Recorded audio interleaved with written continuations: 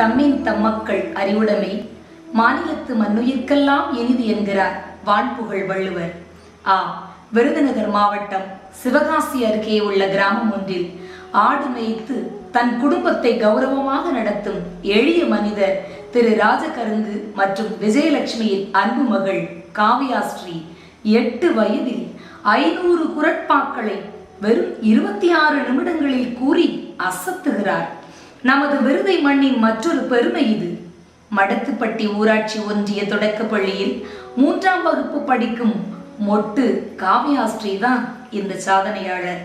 கடந்த பல மாதங்களாக கொரோனா நோய் தொற்றின் காரணமாக பள்ளிகள் மூடியே இருக்கும் இந்த நேரத்தில் மாணவர்களின் அறிவு கண்ணை திறந்து வைக்கும் ஆசிரியர்களுக்கு முன் உதாரணமாக விளங்குகிறார் அப்பள்ளியின் 2ஆம் வகுப்பு ஆசிரியர் திருமதி ஜெயமேரி.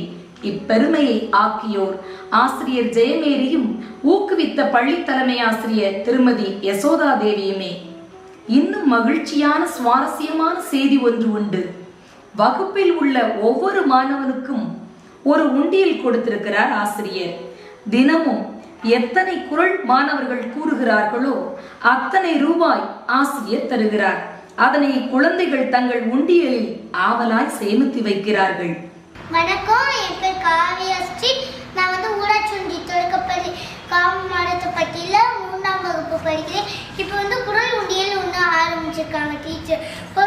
இந்த ஒரு குறள் படிச்சா 1 ரூபா இந்த மாதிரி போடுவாங்க. அடுத்து இது பொருள் படிச்சா இன்னொரு 2 ரூபா போடுவாங்க. அப்படியே சொல்லி 500 குறள் நான் படிச்சிருக்கேன். வணக்கம், என்னுடைய பேர் ஜெயமேரி. ஊராட்சி ஒன்றிய தொடக்கப்பள்ளி மடத்துப்பட்டி வெம்பக்கோட்டை ஒன்றியம் விருதுநகர் மாவட்டம். இங்கே நான் இளைஞ ஆசிரியராக பணிபுரிஞ்சிட்டு வரேன். போன வருடம் எங்களுடைய பள்ளியில் ஒரு குறள் உண்டியல் அப்படிங்கிற ஒரு திட்டம் ஆரம்பித்தோம்.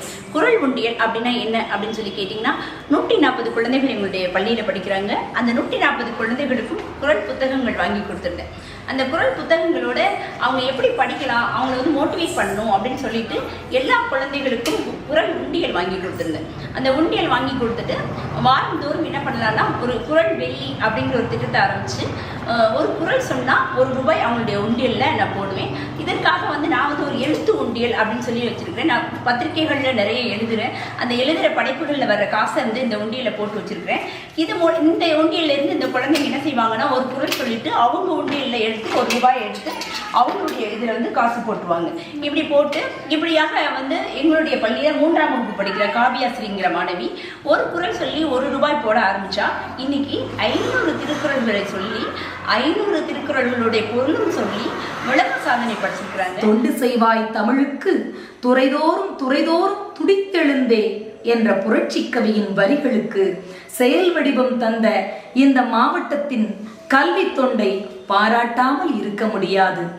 சிறு வயதிலேயே குறள் படித்தால் உச்சரிப்பு பிழை நீங்கும், மனன சக்தி அதிகரிக்கும், சொற்களஞ்சிய பெருக்கம் வரும். இதனை உலகோருக்கு உணர்த்தும் வகையில் சாதித்து வரும் காவியாவிற்கு பாராட்டுக்கள் குவிந்த வண்ணம் உள்ளன. விருதுநகர் மாவட்ட ஆட்சியரிடம் பரிசு பெறல், அறம் சார்ந்த தனியார் நிறுவனங்களிடம் பாராட்டும் ரொக்க பரிசும் பெறல், செய்தி தொலைக்காட்சிகளில் வலம் பெறுதல் என கலக்குகிறார் காவியா.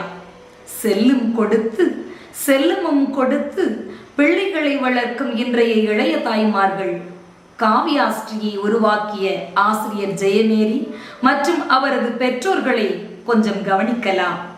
500 மட்டுமல்ல, குறள் முழுவதையும் பொருளுடன் படிக்க முனையும் காவியாஸ்ரீக்கும் கற்றுத்தரும் கண்மணி ஆசிரியர் ஜெயமேரிக்கும் மனமார்ந்த வாழ்த்துக்களும் பாராட்டுக்களும்.